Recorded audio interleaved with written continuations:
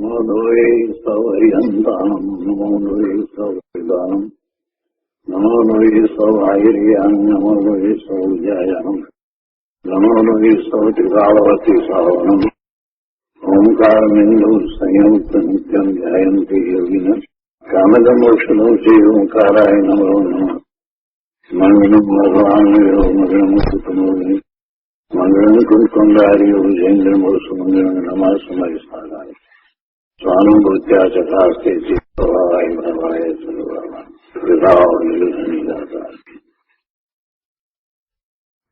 નિયમસાર ભગવાન કુંકુંદાચાર્ય રચિત નિયમસાર તથા મુનિવર પદ્મપ્રબંલધારી દેવ રચિત તાત્પર્યવૃત્તિ ટીકા તેનો સ્વાધ્યાય ચાલે છે.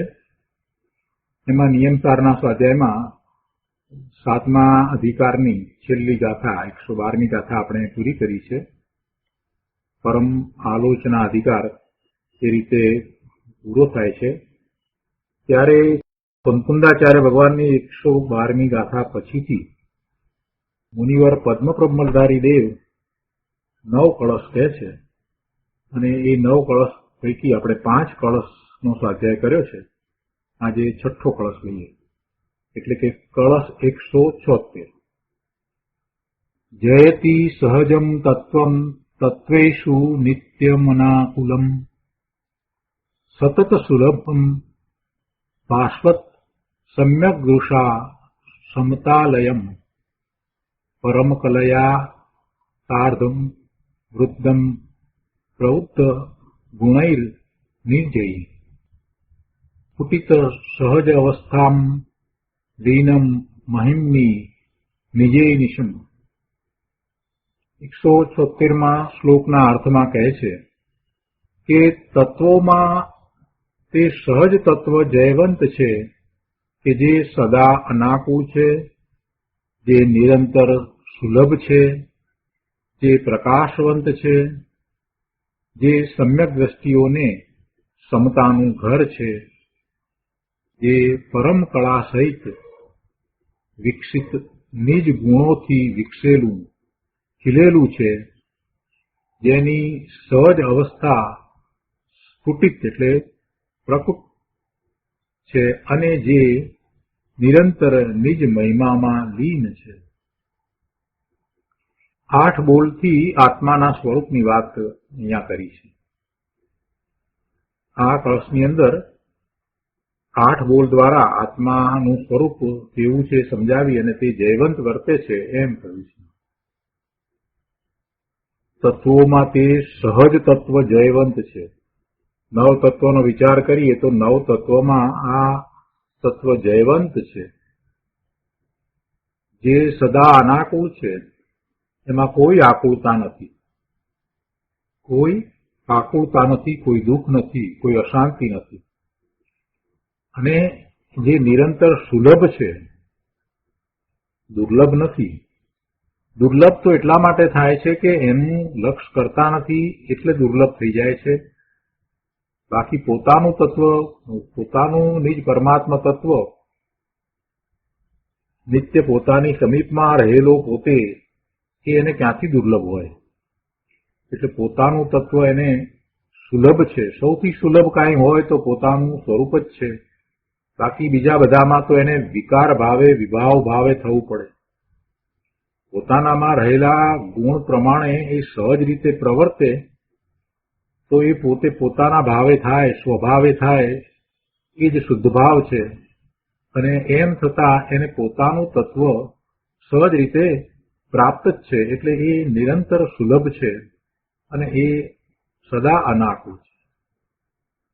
વળી કહે છે કે જે સમ્યક દ્રષ્ટિઓને સમતાનું ઘર છે, જેને એવા તત્વનો અનુભવ થયો છે, સ્વાનુભૂતિ થઈ છે, એવા નિશ્ચયથી સમ્યક્ત્વ સહિત જીવોને એકમાત્ર એની જ દ્રષ્ટિ રહે છે અને એનું લક્ષ કરતા એમને શાંતિ અને આનંદનો અનુભવ થાય છે. જે પરમ કળા સહિત વિકસિત નિજ ગુણોથી વિકસેલું ખીલેલું છે, એને પરની અપેક્ષા નથી.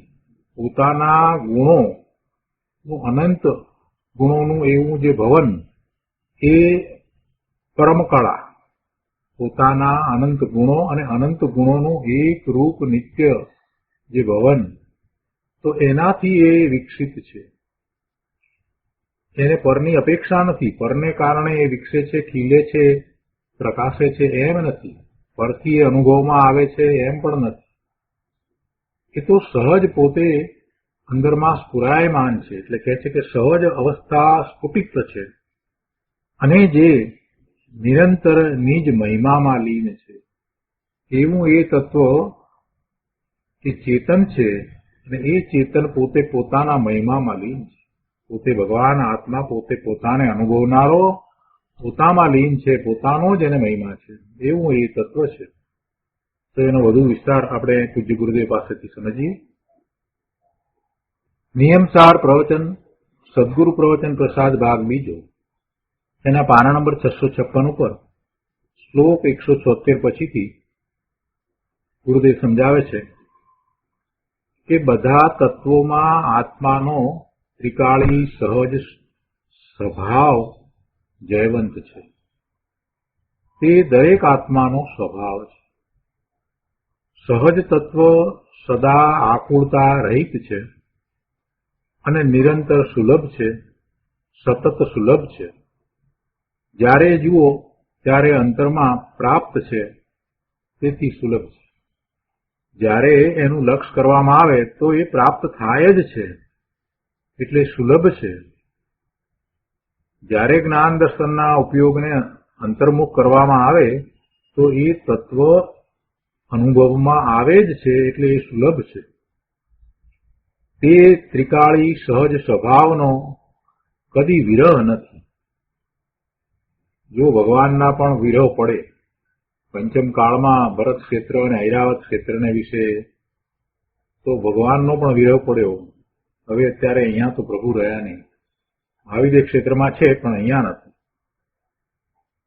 આ તત્વ પોતાનું નિજ તત્વ પરમાત્મા તત્વ એ એવું છે કે એનો ક્યારેય એને વિરહ પડતો જ નથી. અને એ વાત દિનેશ્વર ભગવાનની વાણીમાં આવી છે.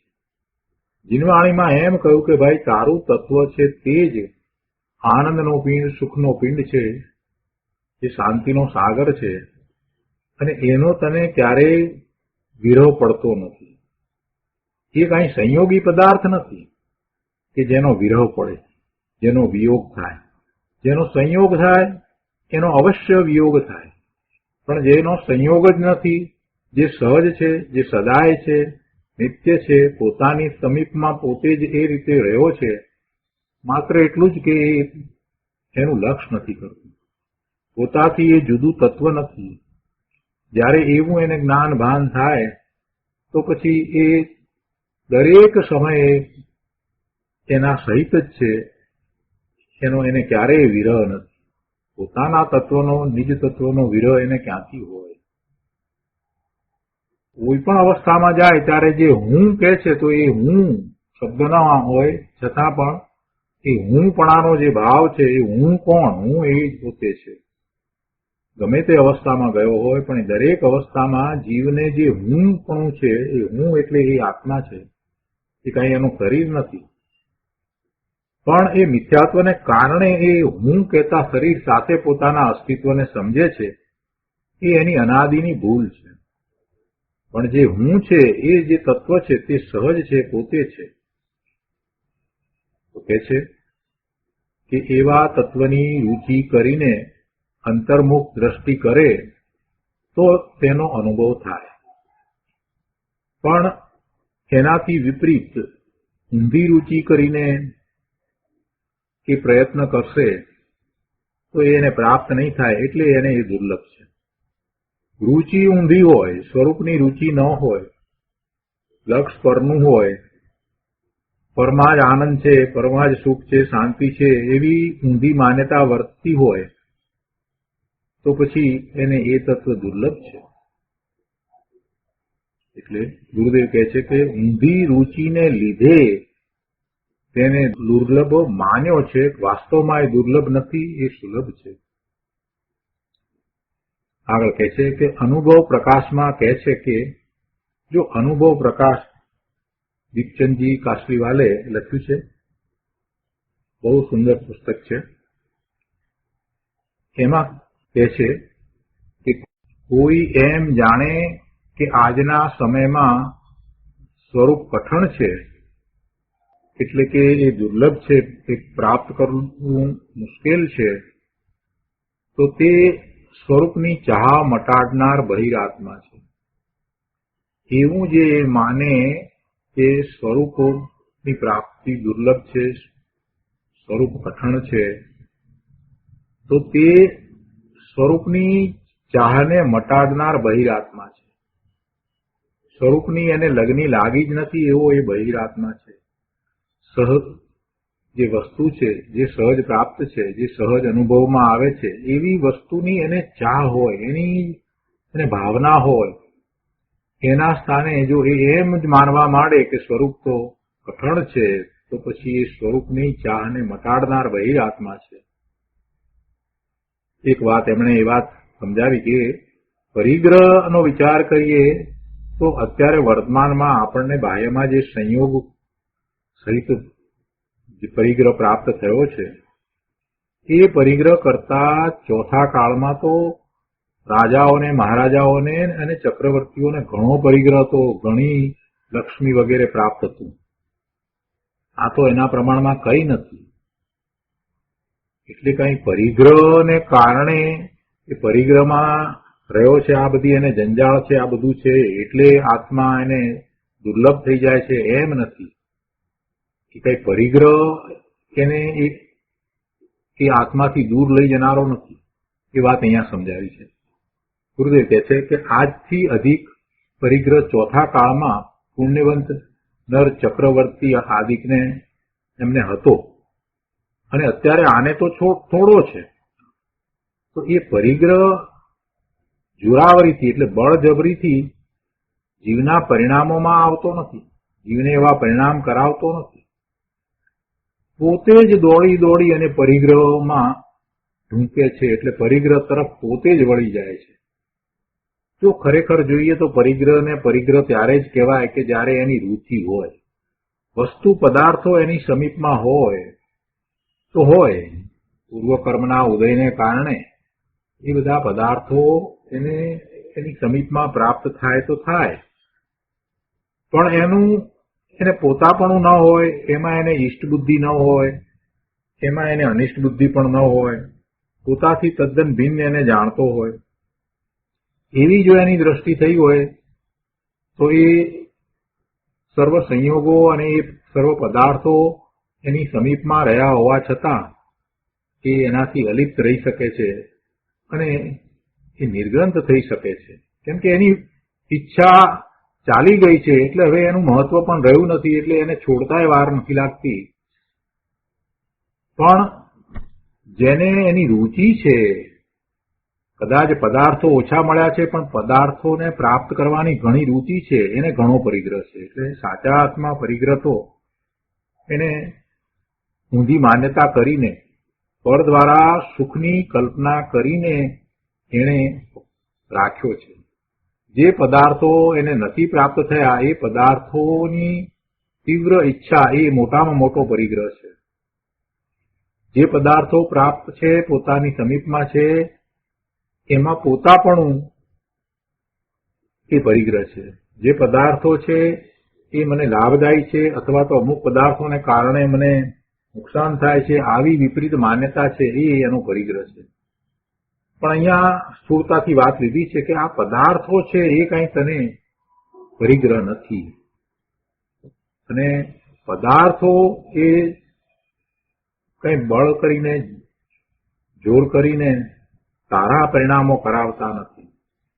એટલે કે તું જ એ પદાર્થો તરફ દોડીને જાય છે, એટલે કે છે પોતે જ દોડી દોડી પરિગ્રહમાં ઢૂંકે છે. એટલે પરિગ્રહમાં ઢૂંકે છે એટલે જે કંઈ એની સમીપમાં આવ્યું છે એમાં પોતે જ જોડાય છે. પદાર્થો ન હોય તો એની આસક્તિ કરીને એ પરિગ્રહ સહિત પ્રવર્તે છે. એટલે એમાં ને એમાં એ રાચી રહ્યો હોય. અને બીજું પણ ગુરુદેવ કહે છે કે વળી જયારે એને સમય મળે છે, નવરો થાય છે, ત્યારે વિકથા કરે છે. 4 પ્રકારની વિકથા કરે છે. એટલે આમ એ પોતે જ સ્વરૂપને પ્રાપ્ત નથી કરતો, સ્વરૂપની રુચિ નથી કરતો, દ્રષ્ટિ નથી કરતો, એકાગ્રતા નથી કરતો, એની ભાવના નથી કરતો. એને સમય મળે છે તો એ વિકથા કરે છે. એના બદલે એ સ્વરૂપનું લક્ષ્ય કરે તો એને કોણ રોકે? સ્વરૂપનું પરિણામ કરે તો કોણ રોકે છે?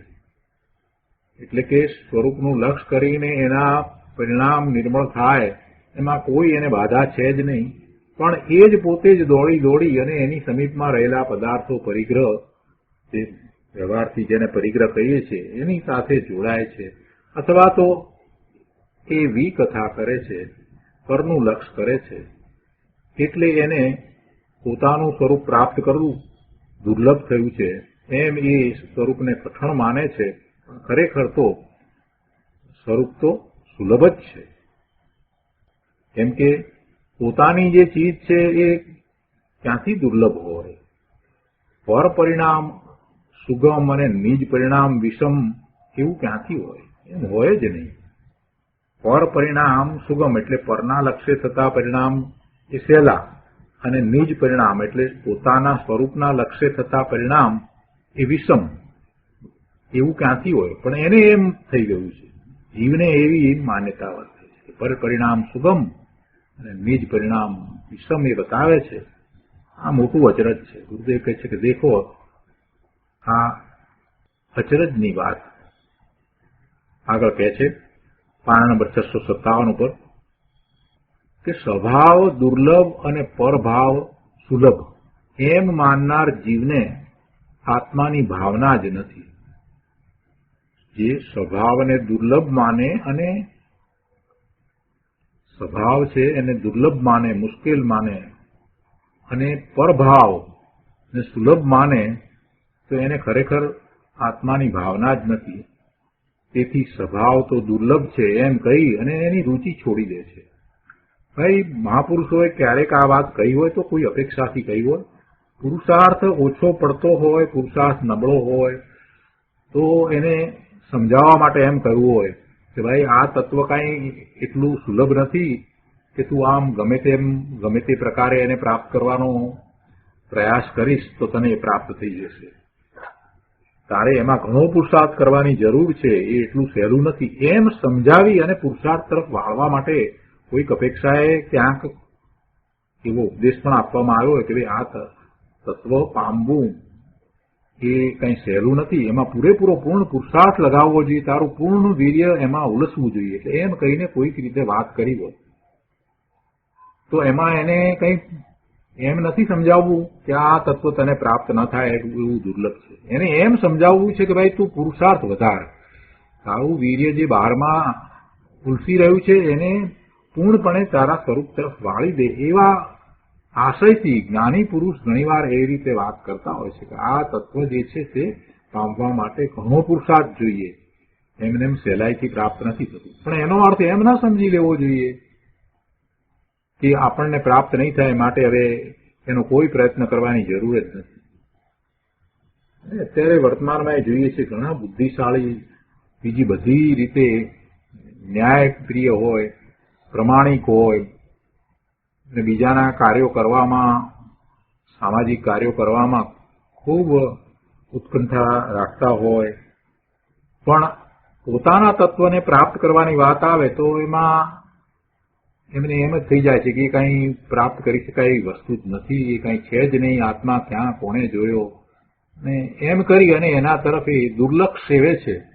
એટલે એમને એ દુર્લભ થઈ જાય છે, રુચિ છોડી દે છે. રુચિ છોડી પછી ક્યાંથી પ્રાપ્ત થાય? સ્વભાવ તો દુર્લભ છે એમ કહીને તેની રુચિ છોડી દે છે તો પછી ક્યાંથી પ્રાપ્ત થશે? ગુરુદેવ કહે છે કે ભાઈ સ્વભાવની રુચિ કરે તો તે ત્રિકાળ સતત સુલભ છે. ત્રણેય કાળે એ સુલભ જ હતું, છે અને રહેશે. પોતાનું નિજ પરમાત્મા તત્વ સુલભ જ છે. એની રુચિ કર, એવી રુચિ કર કે એના સિવાય બીજી કોઈ વસ્તુમાં તને રસ ન પડે, બીજે બધે તારો રસ ઉડી જાય ને એકમાત્ર સ્વરૂપની જ રુચિ હોય. તો એ તત્વ સુલભ છે, ત્રિકાળ સુલભ છે. પંચમ કાળે પણ તે સહજ તત્વ સુલભ છે. અત્યારે વર્તમાનમાં પણ જ્યારે તીર્થંકર ભગવાનના વિરહ પડ્યા ત્યારે પણ એ પોતાનું તત્વ પોતાને અનુભવમાં આવે એવું સુલભ છે. પુરુષાર્થ તો પોતે કરે છે ને, અને પુરુષાર્થ કરે તો શું ના પ્રાપ્ત થાય? રાગ દ્વેષ મોહમાં ઊંધો પુરુષાર્થ પણ પોતે કરે છે, અને સ્વભાવની રુચિનો સવળો પુરુષાર્થ પણ પોતે જ કરે છે. તો ગુરુદેવ કહે છે કે તેમાં ઊંધો પુરુષાર્થ જે છે એ એને સુલભ લાગે છે, અને સ્વભાવનો પુરુષાર્થ એને દુર્લભ લાગે છે. તો એ એનો ભ્રમ છે, એની મિથ્યા માન્યતા છે, અને એ જીવ સ્વરૂપની ચાહ વગરનો મિથ્યા દ્રષ્ટિ છે. સહજ તત્વની સન્મુખ થતા તે સુલભ છે. આ વાતને પકડી લેવાની જરૂર છે કે એવું પોતાનું સ્વરૂપ પોતાનું તત્વ પોતાને પ્રાપ્ત નહીં થાય તો કોને પ્રાપ્ત થશે? મને મારું તત્વ પ્રાપ્ત ન થાય તો કોને પ્રાપ્ત થાય?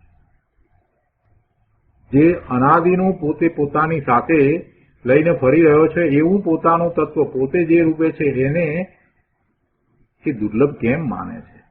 સહજ તત્વની સન્મુખ થતા તે સુલભ છે. વળી તે સહજ તત્વ ત્રણેય કાળે પ્રકાશમાન છે. બહુ સરસ વાત બીજી સાથે ને સાથે જ મૂકી છે. એ ત્રણેય કાળે પ્રકાશમાન છે એટલે એને દ્રષ્ટિગોચર થાય એવું છે, એનું લક્ષ કરતા એને દેખતા એને અનુભવમાં આવે એવું છે. એની દ્રષ્ટિ જ અંતર્મુખ થતી નથી એટલે એને એ દેખાતું નથી.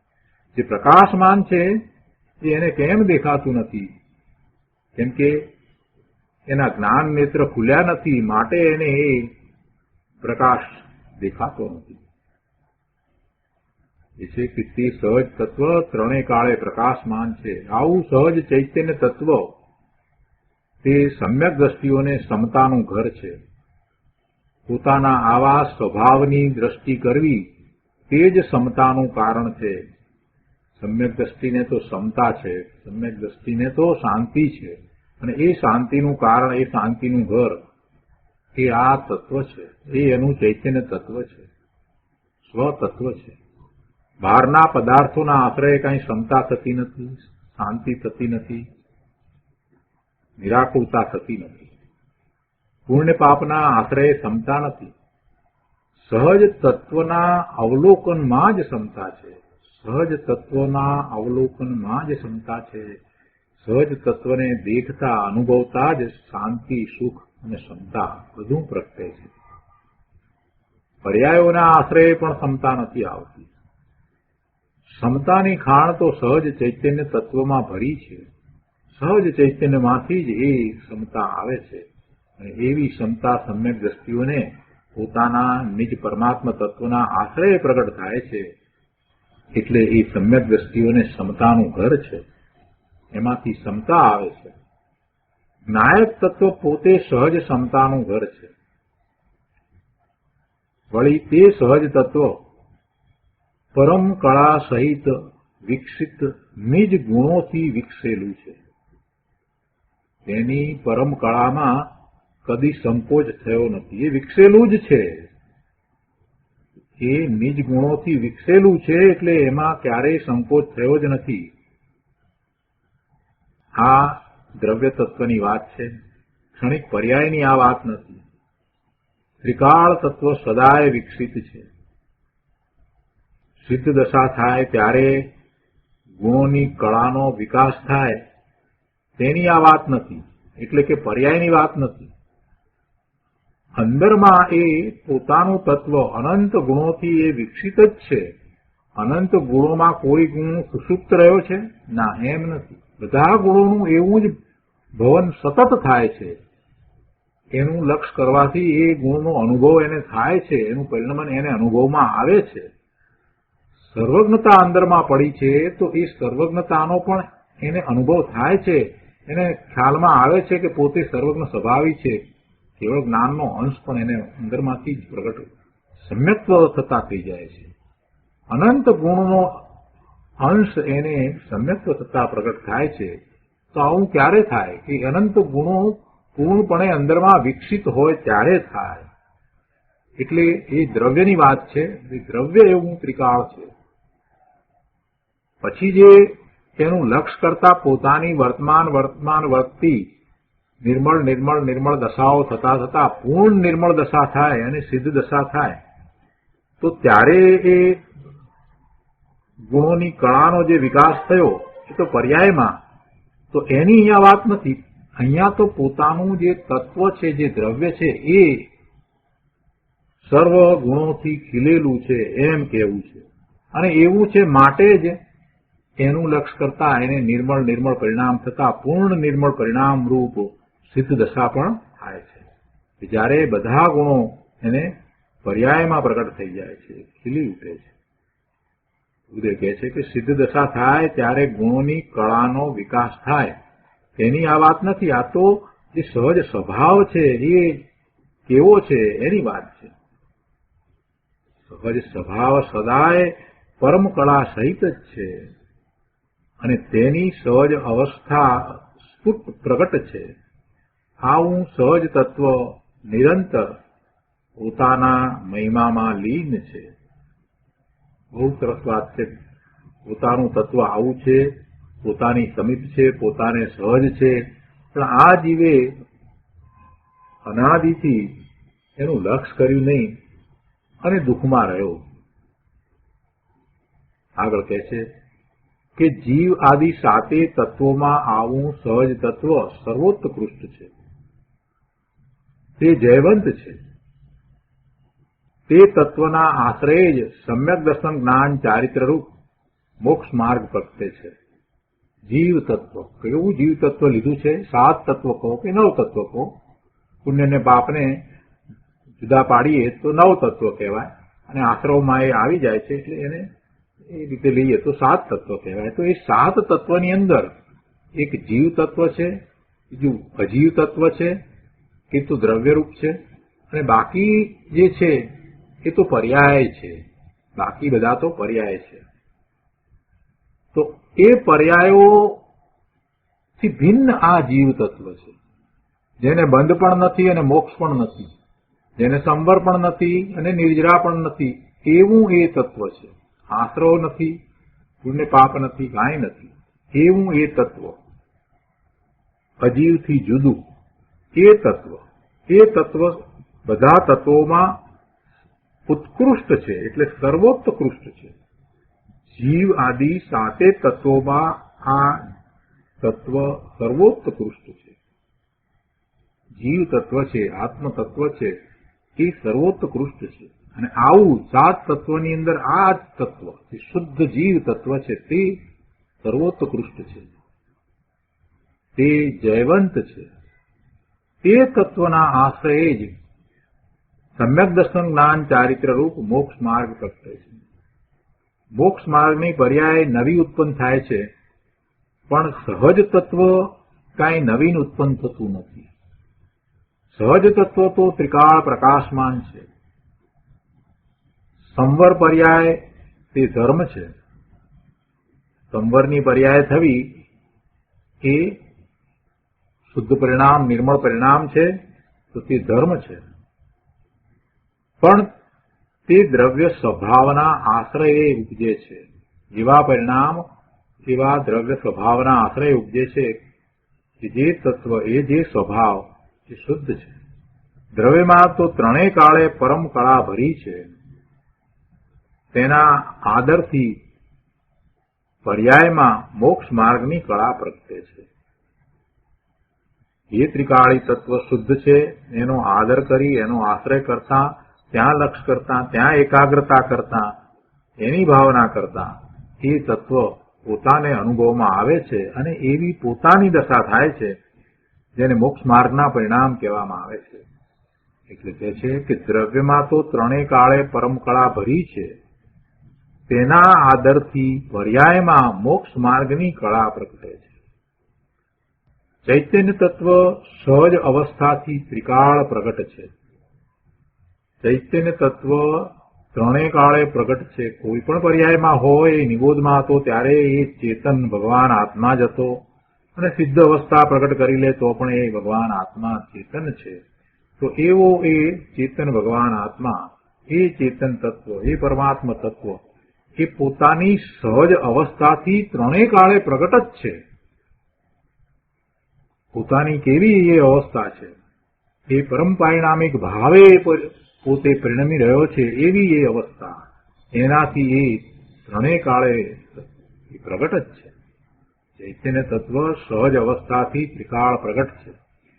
તે પારિણામિક ભાવે છે, તેમાં ઉત્પાદ વ્યય નથી, એવો એ ભગવાન આત્મા છે. ઉત્પાદ અને વ્યય તો બધા પર્યાયના, એક સમયની પર્યાય એનો ઉત્પાદ હોય અને એનો વ્યય હોય, પણ આ તો ધ્રુવ વસ્તુ છે અને એ વ્યવહાર નયનો વિષય નથી. એ ત્રિકાળ એક રૂપ છે, દ્રવ્યાર્થિક નયનો વિષય છે. એવા ત્રિકાળી સહજ તત્વ, એવા પોતાના સ્વભાવ, એવા ચૈતન્ય તત્વ, એના અવલંબને જ સમ્યક દર્શનથી માંડી અને પૂર્ણ શુદ્ધ દશા, સિદ્ધ દશા થાય છે. જેમ પારિણામિક ભાવ ત્રિકાળ શુદ્ધ છે, તેમ વર્તમાનપણે પણ તે શુદ્ધ છે. જેમ પારિણામિક ભાવ ત્રિકાળ શુદ્ધ છે, તેમ વર્તમાનપણે પણ તે શુદ્ધ છે. તે કારણરૂપ ધ્રુવ છે. સહજ તત્વ સદા પોતાના મહિમામાં લીન છે. આવો આ તત્વનો મહિમા છે. આ મહાન તત્વનો આવો મહિમા એ 8 બોલ દ્વારા વ્યક્ત કર્યો છે. ગુરુદેવ એની સમાલોચના કરતા કહે છે કે જુઓ, આમાં 8 બોલ કયા, 8 બોલ દ્વારા આવા તત્વનો મહિમા કર્યો છે, એને જયવંત દર્શાવ્યું છે. પહેલા બોલમાં એમ કહ્યું કે તત્વમાં તે સહજ તત્વ જયવંત છે. બધા તત્વો છે, 7 તત્વો છે, 9 તત્વો છે, એમાં આ તત્વ જયવંત છે, સદા અનાકુળ છે, નિરંતર સુલભ છે. ચોથા બોલમાં કહે છે કે પ્રકાશવંત છે. 5મા બોલમાં કહે છે કે સમ્યક દ્રષ્ટિઓને સમતાનું ઘર છે. 6ઠ્ઠા બોલમાં કહે છે પરમ કળા સહિત વિકસિત નિજ ગુણોથી ખીલેલું છે, કોઈ પરની અપેક્ષા નથી.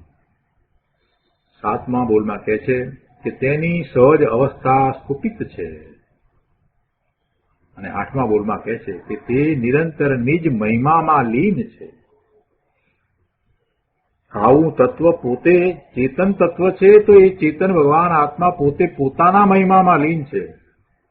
ભગવાન પોતાના સ્વરૂપમાં સ્થિર થયા, તો હવે બીજા મહિમા ક્યાંથી હોય? પોતે પોતાના મહિમામાં પોતે જ લીન થયા છે, અને એનો જ મહિમા એમને છે, કોઈ વિકલ્પ નથી. એટલે નિરંતર નિજ મહિમામાં લીન છે. બધાય આત્મામાં આવું સહજ તત્વ જયવંત છે. દરેક આત્મા પોતે આવો મહિમાવંત છે. આવા સહજ તત્વની ઓળખાણ કરતા તેના આશ્રયે જ સંવર પ્રગટે છે, આલોચના પ્રગટે છે, પ્રત્યાખ્યાન અને પ્રતિક્રમણ થાય છે, મોક્ષ માર્ગમાં નિર્મળ પરિણામ થાય છે અને પૂર્ણ દશા પ્રગટ થાય છે. આ દ્રવ્ય સ્વભાવ જ સમ્યક દર્શનનો આધાર છે. આ દ્રવ્ય સ્વભાવ જ સમ્યક જ્ઞાનનો આધાર છે. આ દ્રવ્ય સ્વભાવ જ સમ્યક ચારિત્રનો આધાર છે. આ દ્રવ્ય સ્વભાવ જ કેવળ જ્ઞાનનો અને સિદ્ધ દશાનો આધાર છે. તેની રુચિ કરો, તેનો મહિમા કરો. વસ્તુ પોતાના સ્વભાવ મહિમામાં ત્રિકાળ લીન છે. તેના મહિમાને ઓળખીને તેનો આશ્રય કરતા પર્યાયમાં સમ્યક દર્શન જ્ઞાન ચારિત્ર રૂપ સંવર પ્રગટે છે. તે ધર્મ છે.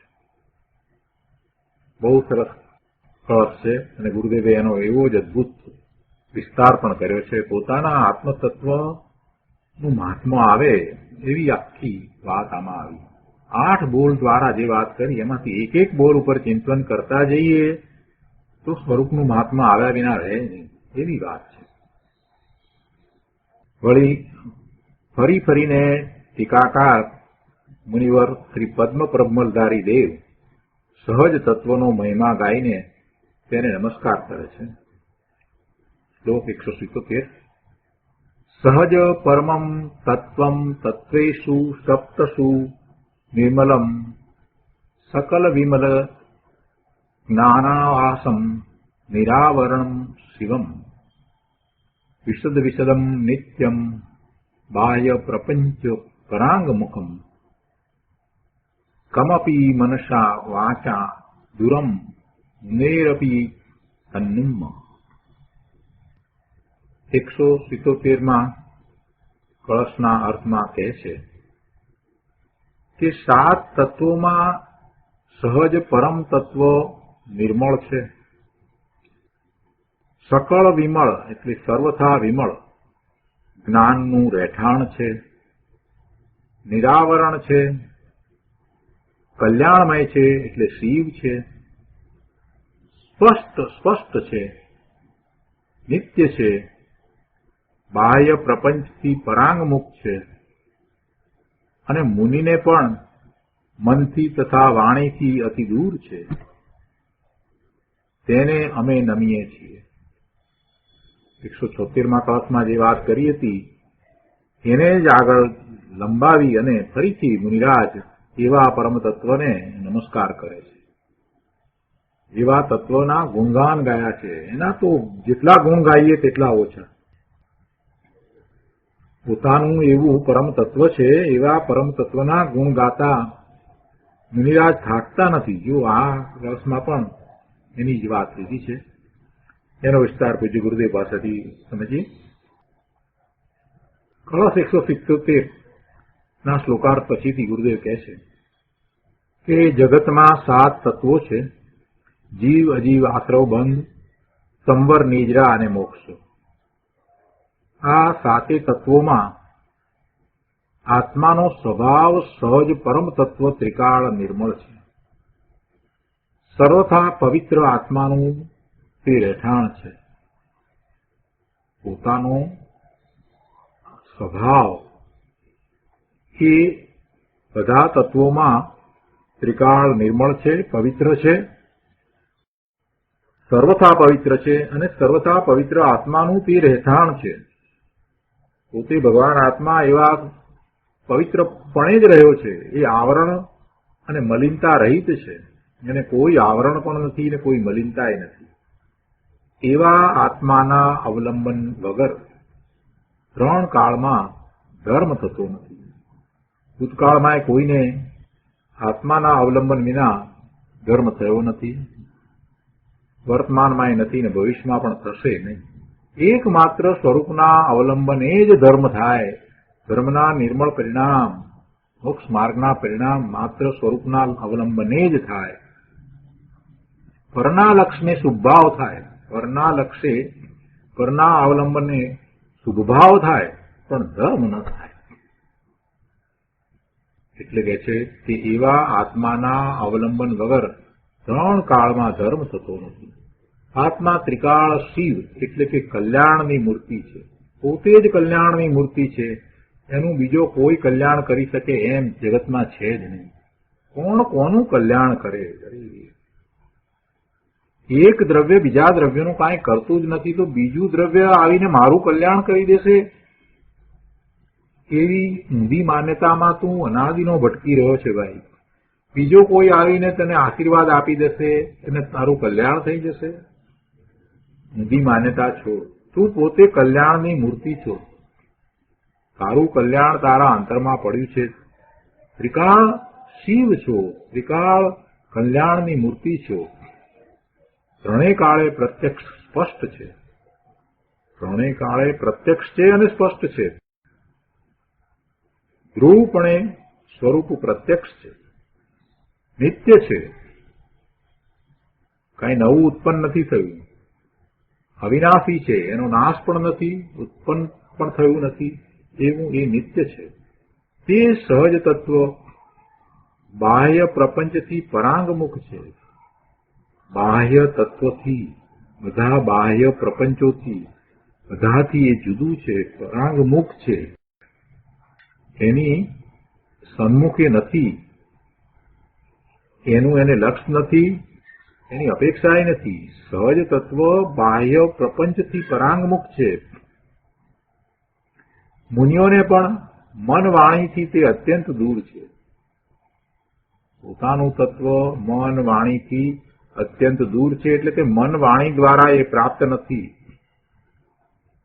મન અને વાણી દ્વારા એ પ્રાપ્ત થાય એવું નથી, એ વિકલ્પો દ્વારા પ્રાપ્ત થાય એવું પણ નથી. મન વાણીમાં એ રહ્યું નથી. મુનિઓને અંતરના અનુભવમાં તો તે નજીક વર્તે છે. અંતરમાં એટલે સ્વરૂપનું લક્ષ કર્યું છે ત્યાં તો એમને તદ્દન નજીક છે, સહજ છે, સુલભ છે, એમને પ્રાપ્ત છે.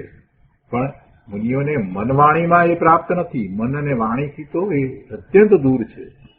મુનિઓના પણ મન અને વાણીથી જે તત્વ અત્યંત દૂર છે, તો બીજાઓની તો શું વાત કરવી. એટલે મન અને વાણી દ્વારા એ તત્વ પ્રાપ્ત થતું નથી. વિકલ્પ દ્વારા એ તત્વ પ્રાપ્ત થતું નથી. વિકલ્પ જે છે એને છોડીને એ નિર્વિકલ્પ ભૂમિકામાં, નિર્વિકલ્પ દશામાં એ તત્વ પ્રાપ્ત થાય છે. વિકલ્પો બહાર રહી જાય છે. પછી મનનો ત્યાં કોઈ રોલ રહેતો નથી. મનનું કોઈ કાર્ય રહેતું નથી. જયશ્રીબેને પણ કહ્યું છે ને કે ગુફાના દ્વાર સુધી તો વાહનમાં જવાય, પછી વાહનને છોડીને અંદરમાં જવાય છે, ગુફામાં જવાય છે. એવી રીતે વિકલ્પો પહેલા હોય છે, પણ પછી વિકલ્પોને છોડીને નિર્વિકલ્પ દશામાં પોતાના સ્વરૂપનો અનુભવ થાય છે.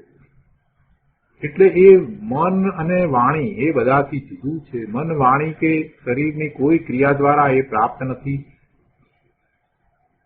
એ વખતે તો એની ગુપ્તિ થઈ જાય છે. મન વાણી કાયાની ગુપ્તિ હોય છે ત્યારે એ પોતે પોતાને અનુભવે છે. વળી કહે છે રાગથી તે પાર છે એવા સહજ તત્વને અમે નમીએ છીએ.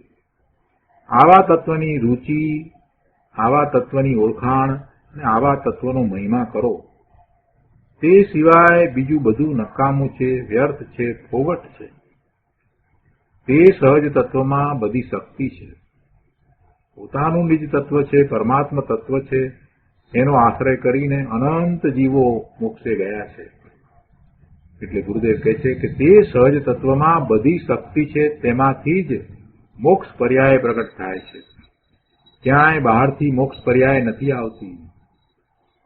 પરના લક્ષ્ય કાંઈ મોક્ષ પર્યાય પ્રગટ નથી થતી.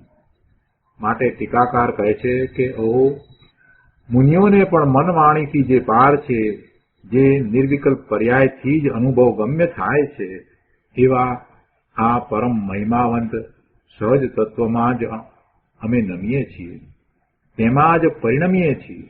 એમાં નમીએ છીએ એટલે એમાં એ ઢળી ગયા છે. એવા પરમ તત્વો તરફ એ ઢળી ગયા છે અને એ રૂપે જ પોતે પરિણમી રહ્યા છે. આનું નામ સંવર અને ધર્મ છે. બહુ સરસ કળશ છે. ગુરુદેવ કહે છે કે આ પરમ આલોચના અધિકાર છે અને એમાં આ છેલ્લી ગાથા 112મી ગાથા કુંકુંદાચાર્ય ભગવાનની 112મી ગાથા પછીથી મુનિવર પદ્મપ્રભમલધારી દેવે 9 કળશ કહ્યા છે. અને એ 9 કળશ દ્વારા એમને પોતાની વર્તમાન જે દશા છે એ આપણને દર્શાવી દીધી છે. અને પોતાની જે ભાવના છે એ પણ એમને દર્શાવી દીધી છે. અને એમ દર્શાવતા આલોચનાની સૂક્ષ્મ વાતો કરી દીધી છે. પહેલા ત્રિકાળી સહજ તત્વનો મહિમા કરી અને તેને નમસ્કાર કર્યા, અને હવે તેના આશ્રયે પ્રગટેલી વિતરાગી દશાને નમસ્કાર કરે છે.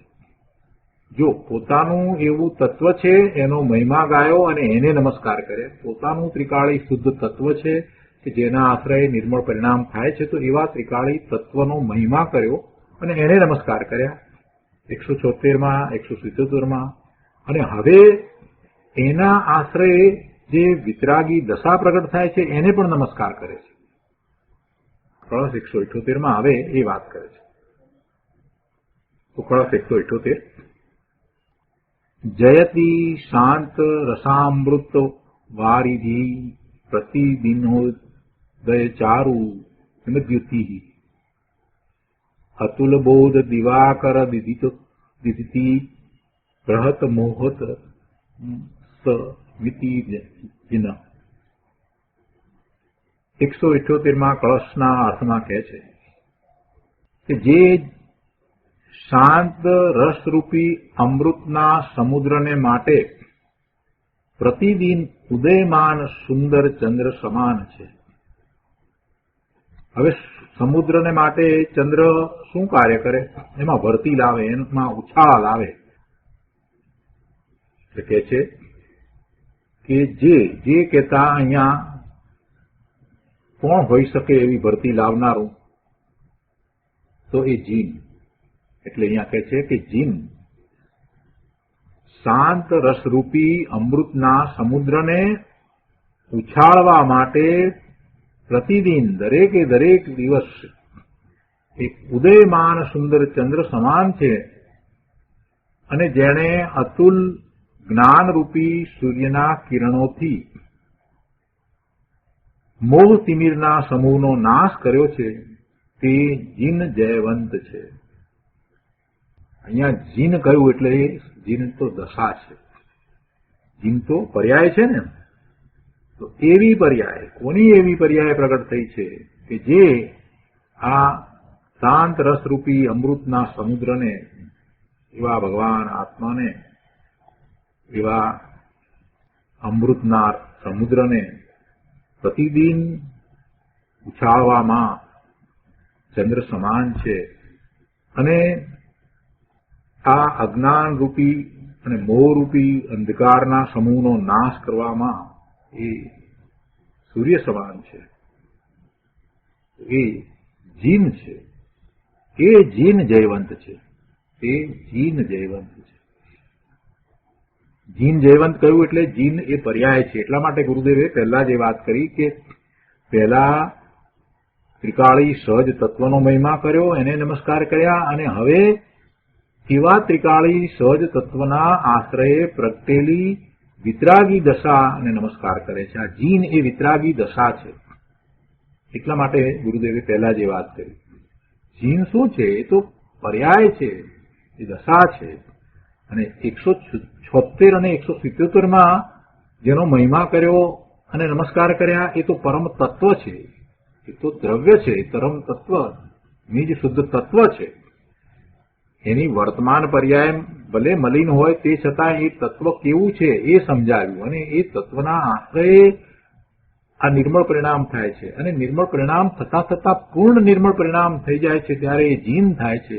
એ જીન એ દશા છે, એ પર્યાય છે. એ પર્યાયને હવે નમસ્કાર કરે છે.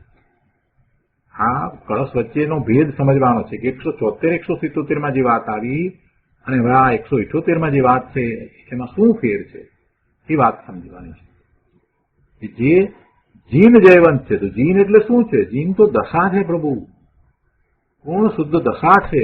એ જયવંત છે. બહુ સરસ વાત કરી છે. એની સૂક્ષ્મતાને જ્યાં સુધી સમજીએ નહીં ને ત્યાં સુધી ભાન ન થાય કે દરેક કળશમાં શું કહેવામાં આવે છે. બહુ સ્થૂળપણે પૂરેપૂરું ધ્યાન આપ્યા વિના થોડુંક આ સાંભળીએ ને થોડુંક બીજું સાંભળીએ એમ સ્વાધ્યાય કરવાથી આ વાત નહીં પકડાય પ્રભુ. આ સૂક્ષ્મ વાતો છે બધી. સ્વાધ્યાય કરીએ છીએ તો દરેક વસ્તુને બહુ જ ધ્યાનપૂર્વક, એકાગ્રતાપૂર્વક વાંચવી અને વિચારવી જોઈએ. 174, 77માં જે વાત કરી, એ દ્રવ્યની વાત કરી, એ ત્રિકાળી તત્વની વાત કરી, એ પોતાનું શુદ્ધ સ્વરૂપ છે જેની વાત કરી, કે જે અત્યારે વર્તમાનમાં પોતાની મલિન પર્યાય છે, મનુષ્યની પર્યાય છે, કે તિર્યંચની પર્યાય છે, કે દેવની પર્યાય છે, ત્યારે પણ એ તો એવું ને એવું છે. અને એના આશ્રય જ ધર્મ થાય છે એ વાત ત્યાં લીધી. અને હવે એના આશ્રય ધર્મ થયો છે અને ધર્મ થતા થતા પૂર્ણ પરિણામ થયા છે એવી જે દશા છે જીન, તો એ જીન દશાનો મહિમા ગાયો છે અને કહે છે કે એ જયવંત વર્તે છે. અહીંયા કહે છે કે જેમ પૂર્ણિમાનો ચંદ્ર સમુદ્રને ઉછાળે છે તેમ ચૈતન્યની શક્તિમાં ભરેલા શાંત રસ સમુદ્રને ઉછાળીને પર્યાયમાં પરિણમાવવા માટે જેઓ સદાય ઉદયમાન ચંદ્ર સમાન છે એવા જીન જગતમાં જયવંત છે. વળી તેમણે કેવળ જ્ઞાનરૂપી સૂર્યના તેજથી મોહરૂપી અને અજ્ઞાનરૂપી અંધકારનો સર્વથા નાશ કર્યો છે. ત્રિકાળી વસ્તુ જયવંત છે અને એ ત્રિકાળી વસ્તુના આશ્રયે પૂર્ણ દશાને પ્રગટ કરી દીધી છે. એવી એ દશા જયવંત છે. શું કહે છે? ફરીથી વાંચીએ. બહુ સુંદર વાત કરી છે. બે વાત લીધી એમાં. એક તો ચંદ્રની વાત લીધી ને બીજી સૂર્યની વાત લીધી. ચંદ્ર સાથે સરખામણી કરી અને એમ દર્શાવ્યું કે જેમ ચંદ્ર પૂર્ણિમાના ચંદ્રના પ્રકાશથી એ દરિયો હિલોળા લે છે, ઊંચા મોજા ઉછળે છે, અને બીજું જેમ એ સૂર્ય પૂર્ણ ખીલેલો સૂર્ય એ સર્વ અંધકારનો નાશ કરે છે. તો એ બે ઉદાહરણ લઈ અને સમજાયું કે એવી રીતે આ ચૈતન્યની શક્તિમાં ભરેલા શાંત રસને ઉછાળીને પર્યાયમાં પરિણમાવવા માટે જેઓ સદાય એવા ચંદ્ર સમાન છે, એવા જીન જગતમાં જયવંત છે. અને સૂર્યની વાત લીધી કે વળી તેમણે કેવળ જ્ઞાનરૂપી સૂર્યના તેજથી મોહરૂપી અંધકારનો નાશ કર્યો છે. ત્રિકાળી વસ્તુ જયવંત છે અને તેના આશ્રયે પ્રગટેલી સર્વજ્ઞતા પણ જયવંત છે. ત્રિકાળી વસ્તુ તો જયવંત છે જ, પણ તેના આશ્રયે પ્રગટેલી આ સર્વજ્ઞતા, આ કેવળ જ્ઞાનની જે દશા છે એ પણ જયવંત છે. એ જયવંત વર્તે છે.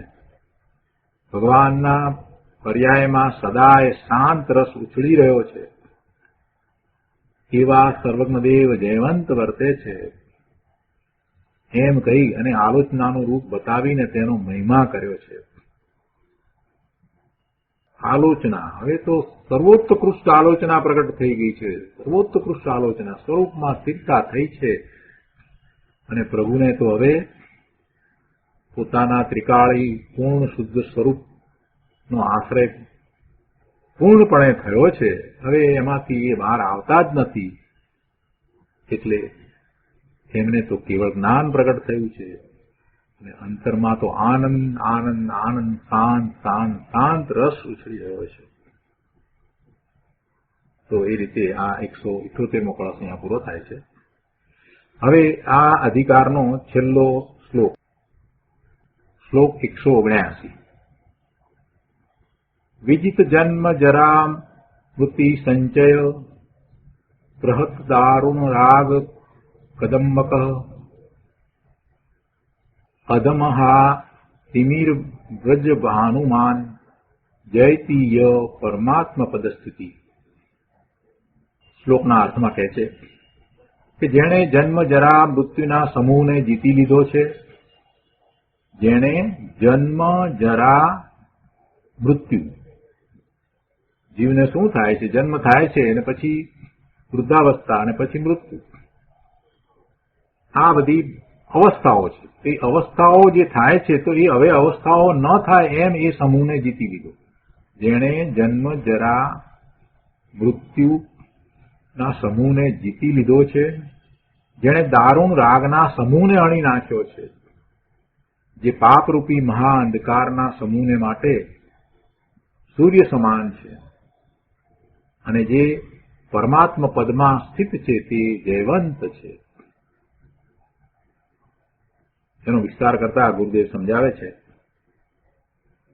કે જેમણે અંતરમાં શુદ્ધ ચિદાનંદ ભગવાનનું આલોચન કરીને જન્મ જરા મરણનો નાશ કર્યો છે અને દારૂણ મોહ અંધકારને હણી નાખ્યો છે, અને જેમના કેવળ જ્ઞાનમાં અંધકારનો અભાવ છે, એટલે જેમણે જ્ઞાન સૂર્ય વડે અજ્ઞાન અંધકારને હણી નાખ્યો છે, એવા પરમાત્મા જયવંત છે. ત્રિકાળી વસ્તુ તો જયવંત છે, પણ એ ત્રિકાળી વસ્તુનો પૂર્ણ આશ્રય થતા જે દશા પ્રગટ થઈ છે એ દશા પણ જયવંત છે. ત્રિકાળી વસ્તુ અને તેની પર્યાય બંને જયવંત છે એમ કહી અને આ અધિકારનું ખરેખર તો મંગળ કર્યું છે. આપણે મંગળ કરીએ છીએ તો સિદ્ધ ભગવાનને, દિનેશ્વર ભગવાનને નમસ્કાર કરીએ છીએ ને, તો અહીંયા આ જે પૂર્ણ દશા પ્રગટ થઈ છે એ દશાને નમસ્કાર કર્યા છે. 178 અને 179ની ગાથાની અંદર બંનેમાં એમ જ કર્યું છે. એટલે આ 179ની ગાથાની અંદર એ રીતે એ દશાને નમસ્કાર કર્યા છે, એટલે એ મંગળ કર્યું છે. ગુરુદેવ કહે છે કે આ અધિકારનું અહીંયા આ કળશની અંદર મુનિરાજ પદ્મપ્રમલધારીએ મંગળ કર્યું છે. વસ્તુ સુલભ છે પણ દેખાડનાર દુર્લભ છે. શાંતિથી સમજવા જેવી વાત લીધી છે ગુરુદેવે કે વસ્તુ સુલભ છે પણ દેખાડનાર દુર્લભ છે. એવા એ વસ્તુને દેખાડનારા મળવા દુર્લભ છે. સત સરળ છે, સુગમ છે, પણ જેવું સત છે તેવું સત બતાવનારા જ્ઞાની મળવા દુર્લભ છે. આપણા તો અહોભાગ્ય કે આપણને આ કાળને વિશે આપણી ભાષામાં, આપણે જે ભાષામાં બધું જાણીએ છીએ એવી ગુજરાતી ભાષામાં કહેવાવાળા પરમ સત્યને પ્રકાશનારા બે મહાપુરુષો પ્રાપ્ત થયા, મળ્યા, આ કાળને વિશે મળ્યા. પૂજ્ય ગુરુદેવ કાનજી સ્વામી અને કૃપાળુદેવ શ્રીમદ રાજચંદ્રજી કહે છે કે જેમણે અંતરમાં કહે છે કે વસ્તુ સુલભ છે પણ દેખાડનાર દુર્લભ છે. સત સરળ છે, સુગમ છે, પણ જેવું સત છે તેવું સત બતાવનારા જ્ઞાની મળવા દુર્લભ છે.